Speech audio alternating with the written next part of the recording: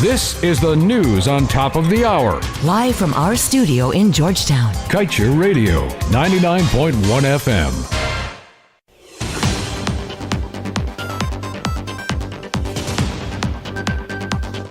Good day to you. Welcome to your news at noon on Kaieteur Radio for Saturday, January 16th, 2021. I am Kevin Smith, and these are the top stories we are tracking. Exxon faces SEC probe for allegedly inflating value of oil asset. Fight erupts in shoot as three remanded for Henry Boy's murder. U.S. oil analyst says law must mandate the minimum participation of locals. And Harman says government hiring lobbyists to do what Foreign Affairs Ministry could have done. Do stay tuned to stay informed.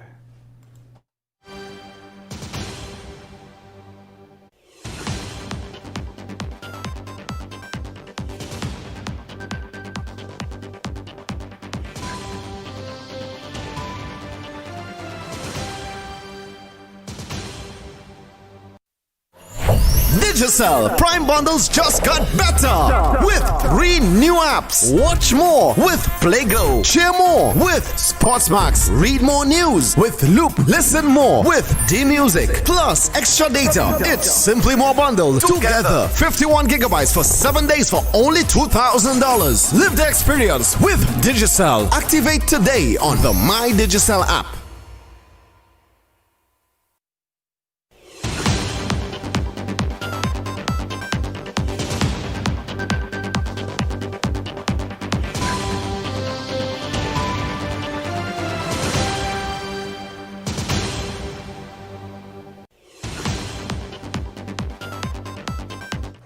And now for the news in detail.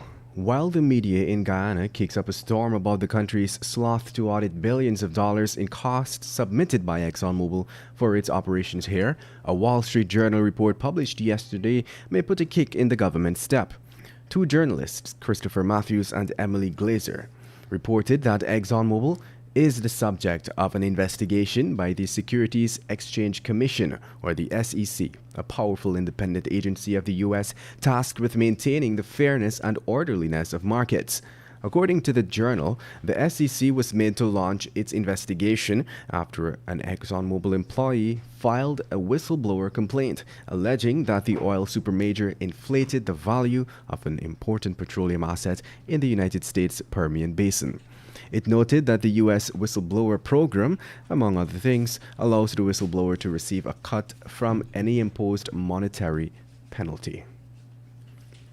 Meanwhile, a fight yesterday erupted in the chute of the Georgetown Magistrates Court between the three suspects who were remanded to prison for the gruesome murder of the Henry Boys. The men charged are 20-year-old Akash Singh, his stepbrother, 30-year-old Vinod Gopal, and 34-year-old Anil Sanchara. Sanchara and Gopal were slapped with 2 joint charges. The 2 men declared innocence. Sanchara saying he was brought in for marijuana. Singh was charged separately with 2 counts of murder. The matter was adjourned to February 2nd, 2021. Interestingly, though, when the matter was called, Singh was brought down first after he was attacked by Sanchara and Gopal in the prisoner's chute. Gopal was second to be escorted from the prisoner's chute again. He declared his innocence and stated that he has nothing to do with the death of Isaiah and Joel Henry. And moving on. With aim of ensuring that citizens benefit to the maximum extent possible from the lucrative oil and gas sector, Guyana's laws should mandate a minimum target for the participation of locals. This was opined by Arthur Deakin, an analyst at America's Market Intelligence. Notably, the Suriname's petroleum law mandates that unless Surinames are not qualified for a job, locals must always be chosen in front of foreigners or expatriates. Concerningly, this rigid rule is absent from the local content policy that was finalized by UK consultant Dr. Michael Warner, who ExxonMobil happens to be a client of. And now let's tell you, while the subject of oil and gas was notably absent from his first media conference for 2021, opposition leader Joseph Harman criticized the governing PPPC's decision to engage Washington's lobby firm, the Cormac Group, to represent its interests on the international front. Now, the Foreign Affairs and International Cooperation Ministry signed a 6-month $25,000 US per month contract with the Cormac Group. The opposition leader, however, is of the contention that the governing regime has clear-cut access to a well-equipped foreign ministry that can perform the same acts as the Cormac Group, thereby making it a nonsensical move to hire a separate lobbying firm. It is now 12 hours 8, coming up after the break. Exxon to bill Guyana for another unsuccessful well. International court defers Guyana-Venezuela border case to January 25th. Harman says cops enforcing COVID-19 measures selectively, and Trump imposes fresh sanctions on Exxon's Chinese Stabroek Block partner. Do stay tuned.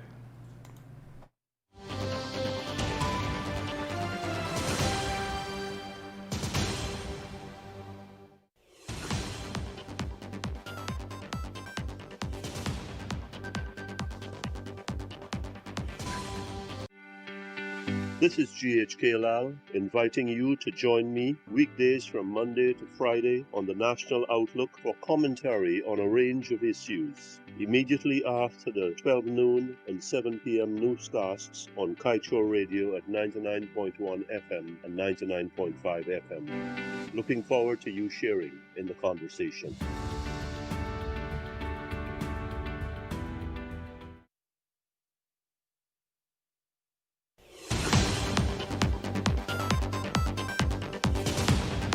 Welcome back. Let us continue with the news.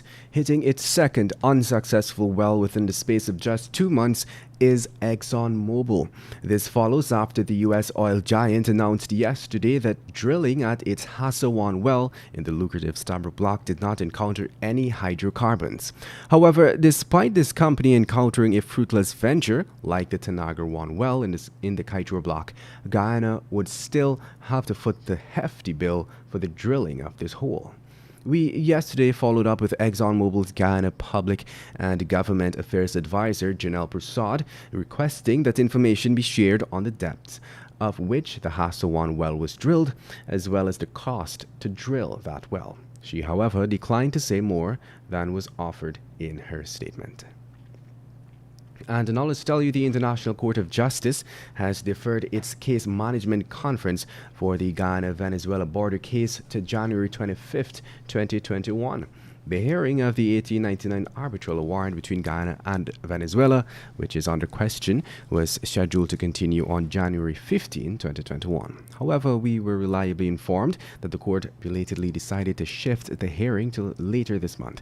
The update on the matter before the ICJ comes even as heads of the two countries locked horns on the controversial issue. And moving on, leader of the opposition, Joseph Harman, was keen to register yesterday his discontentment with the selective implementation of the regulations under the official Gazette of COVID-19 measures set to protect citizens from the virus. Harman claimed that officers of the Guyana Police Force are not enforcing the measures in a fair manner. He lamented that the authorities cannot behave in such an arbitrary manner given that Guyana is such a small country.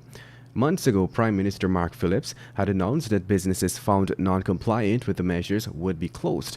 But according to Harman's statement yesterday, he believes the measures proposed by the Prime Minister are being imposed in a discriminatory manner. And moving on, just 1 week away from his removal from office, United States President Donald Trump has imposed another set of fresh sanctions on some Chinese officials and firms, including ExxonMobil's Chinese partner in the Stabroek Block, CNOOC Limited. The company has a 25% stake in the lucrative Guyana asset, while ExxonMobil and Hess have 45% and 30% stake respectively. Reuters reported the sanctions, noting that they are for alleged misdeeds in the South China Sea. America's claim is that executives of Chinese state enterprises, officials of the Chinese Communist Party, and military are using coercion against states with rival claims in the South China Sea.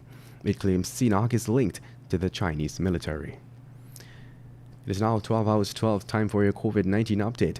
The number of worldwide coronavirus cases, according to Worldometer, has reached 94.4 million, with deaths at 2 million and recovery cases at 67.4 million. The Ministry of Health yesterday reported that 60 new infections have been added to the country's COVID-19 case toll.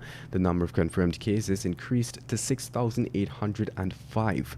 4 persons are in the COVID-19 ICU, 55 in institutional isolation, 493 in home isolation, and 34 in institutional isolation. Meanwhile, an additional 16 persons have recovered from the virus, while that total number of recoveries is now at 6,083. And the COVID-19 death toll remains at 170. And coming from CNN, the global coronavirus death toll surpassed 2 million on Friday. The grim figure came as Pfizer announced shipments from its vaccine facility in Belgium would be temporarily reduced as it scales up to produce more doses. The U.S. death toll from the pandemic could surpass 400,000 before President-elect Joe Biden is sworn in on Wednesday, according to his CDC ensemble projection. And the UK has banned arrivals from multiple Latin American countries and Portugal, following reports of a new coronavirus variant in Brazil. And that brings us to the end of today's News at Noon. I am Kevin Smith. Thank you for listening.